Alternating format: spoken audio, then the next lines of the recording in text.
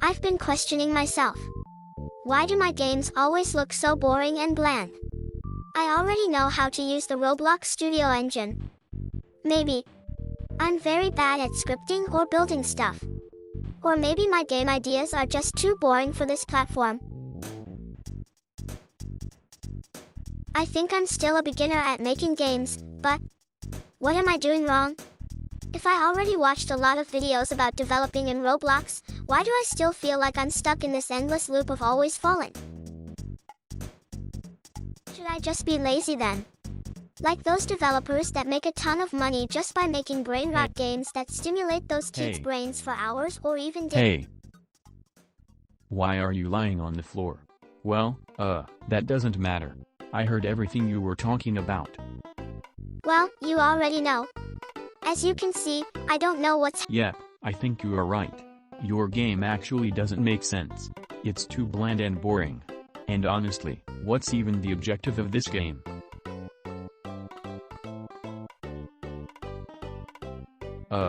Just an important question. Have you ever heard the term game design? If you don't actually know, I think that explains everything. You know how to develop games, but you don't know how to make them playable and fun. So, here comes the part where you actually use your skills. As you know, every game has a structure. A way it's designed to keep players hooked and actually having fun. If you play a lot of games, you already know which games are good and which ones are bad. But which skills? There are a lot of skills. Like building, animating, scripting, organization, I don't want visuals, to interrupt you, game so design, let's debugging, jump into the video. environment design, editing, playtest. Hey, welcome to this video. The first thing I need to do is, I really need to apologize for taking a lot of time to make this video. I was really sick with my stomach. Well, I don't want to get off topic, so, as you saw in the title, today we'll be talking about skills that are really important to learn before you jump straight into making your first small or big game. But you're questioning which skills are important if there's a lot of skills to learn? That's the point of the video. I'll list 5 important skills, in my opinion of course. And how you should learn it, how you can use it, and why is it important in game developing.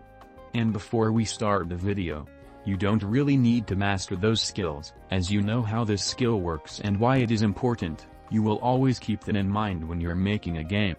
And no, if you thought that you can only learn one skill, you're totally wrong. Many people think I'm a scripter, or an animator, but I'm mostly a game designer. So, enjoy this video.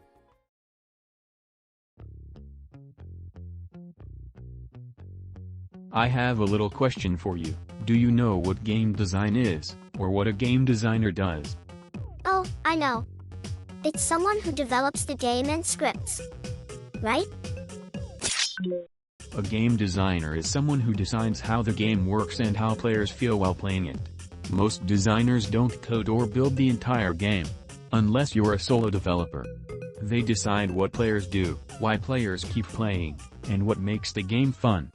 To understand it better, I'll make an example, using this famous Roblox game, Murder Mystery 2. I don't really need to explain how this game works if you're a Roblox player watching this. So, the goal of the experience design in this game is pretty simple. The player needs to feel paranoia or fear of the enemy, the murder. Nobody knows who the murderer is during the round, so the players need to guess who it is, or at least react when the murderer starts attacking. This creates fun because players feel excitement when they win as an innocent, sheriff or murder. So here's the question for you. If you're making a murder game, and you're a scripter who creates the whole knife or murder mystery-like system, but you don't know how to make it feel fun for players, then that's why your game can feel boring. Now, about the game loop. This game loop is pretty easy, just like you've seen in the gameplay. Join a round. Reveal your role. Survive or kill. Round ends. Get coins. Buy skills or skins. Repeat. This also keeps players hooked. They know what they need to do and always have an objective. The level design is also important. Level design is how the map is structured. If you're an old Murder Mystery 2 player, you may remember some maps that were removed because they simply weren't good. Good level design means a map has different escape paths, enough space, blind corners, and place to hide. So all three roles feel like the game is fair. I think it's enough explanation. Everything I just explained is called game design. Every element is designed to make players feel good while playing it, so the game feels fair and fun.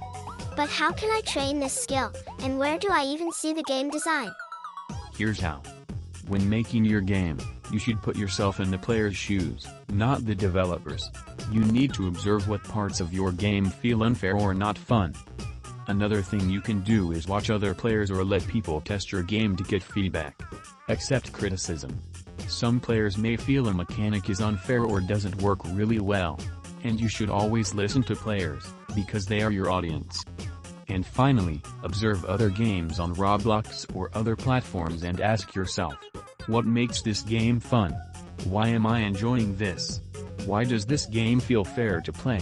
By understanding this concept, you can plan your game better, design your game loop, and create the best way for your game to communicate with players.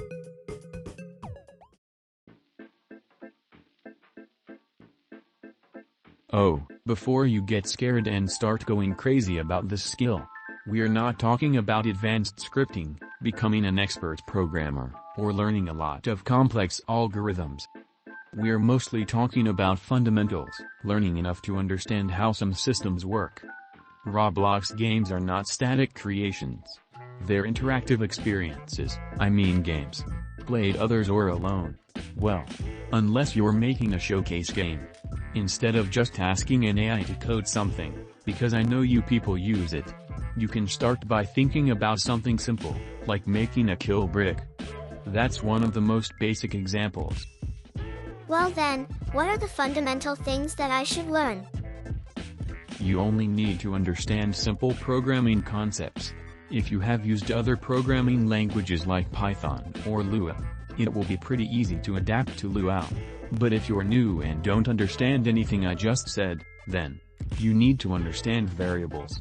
This simple code stores information, like health.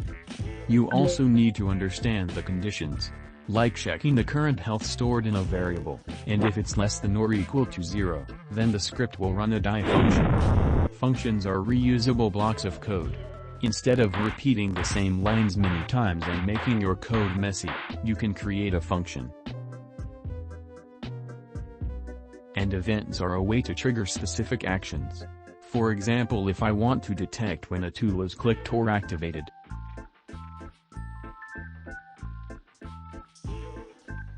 But why learn the fundamentals of scripting if one day I can just hire a scripter or learn it later?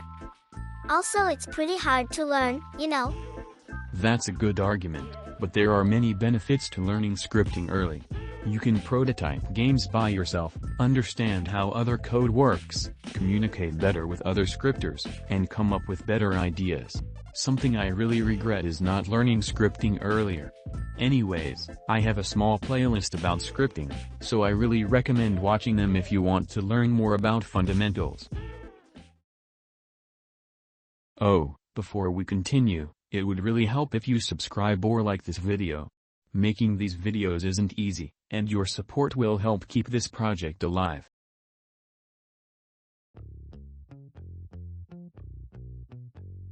Organization is one of the most important skills to learn, and you may be asking, why? Because you can start a good long-term project or have a good idea, but the moment your project starts to grow, with tons of scripts, assets, parts, or modules, it can become difficult, or even impossible, to fix weird bugs in your game. Let me give you an example. Here's a game that is actually messy. As you can see, the workspace structure is really bad, there are parts everywhere. But it doesn't stop here. If you look at replicated storage, you can see that the module and assets are scattered everywhere, not organized into folders. Or even worse, you can see a lot of weapons here, and inside them are their functional scripts. You might say, yep, this looks fine, but the moment you start adding more and more, like I said before, this becomes impossible to manage. Many people, including me, actually stop working on projects because they come too messy. So, I'll explain how you can keep a good structure in your beautiful project. The first thing you need to do is think. Sounds hard, right? You need to think about what your game structure should look like. Always organize instances with folders, let one script or module handle specific systems, and place instances in the correct services. One important thing to keep in mind is naming your instances. Even if it doesn't seem important, you should always name them properly. Instead of calling a tool script something like, script that handles damage or something I don't know, name it something clear like, tool damage handler. Organizing your game has a huge impact. If one day you want to expand your game with updates or start working with other people, they need to understand your project structure. There was a time when I worked as a scripter on a game, and I had a problem. The game was terribly organized. Every time I needed to modify or change something, nobody knew where the scripts were because they weren't even named correctly.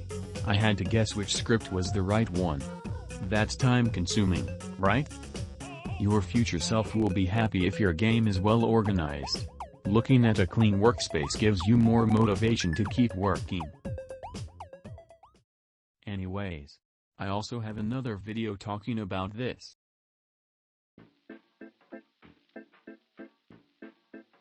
I think many people already know how to build, but I'm not talking about professional builds that look like sculptures. I'm talking about knowing how to build in the right way. If you're familiar with buildings, you may recognize those gray box textures. If you don't know, they're mostly used as prototype buildings, not the final product. This technique is actually genius, because you can quickly create buildings and understand how they might look in the final version. But if your builds still look bland and boring, it's probably because you need references. And, no, using references from real buildings is not stealing. References help train your eye, so you understand how things are constructed. Also remember to set your stud sizes correctly. Detailed builds usually use smaller studs, while simpler builds use larger ones. Studs are basically meters anyways. Remember when I talked about game design and level design? This also matters here. If you're making a level or a small house, you need to understand the player proportions. Most builders use a character rig as a reference. If a door is too small, the player camera will get blocked and feel annoying. If it's too big, the build may look unnatural. Or if you're making a map for a killer game and the space feels too tight, the player may feel uncomfortable or think the game is unfair, and leave. That's why building is important. You can be a great builder, but if you don't understand layout and the player experience, players may dislike your creations. That's also why most Roblox games use simple buildings.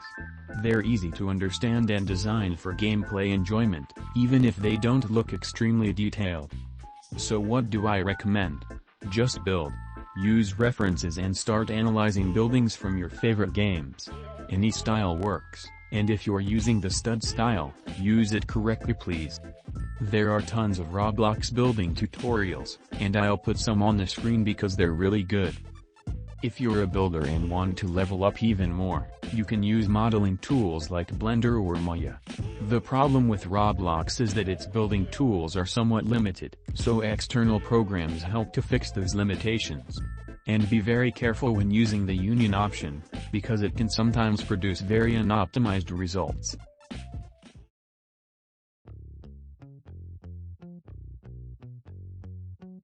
You may already be questioning yourself if this is even considered a skill. I mean, yes and no, but I'll explain why it's important. Using learning resources is very important when you're developing in Roblox or learning new things while creating games. For example, this video is also considered a learning resource. The problem is that YouTube doesn't contain all Roblox Studio knowledge. Some Roblox Studio videos are really good and full of useful information, while others are, well, not very informative and are just a bunch of automatically generated AI content. So, here we have the Roblox documentation. As you can see, it's a complete document, basically a manual for using Roblox Studio. I know it may look very boring to read, but trust me, everything is there. And when I say everything, I really mean everything.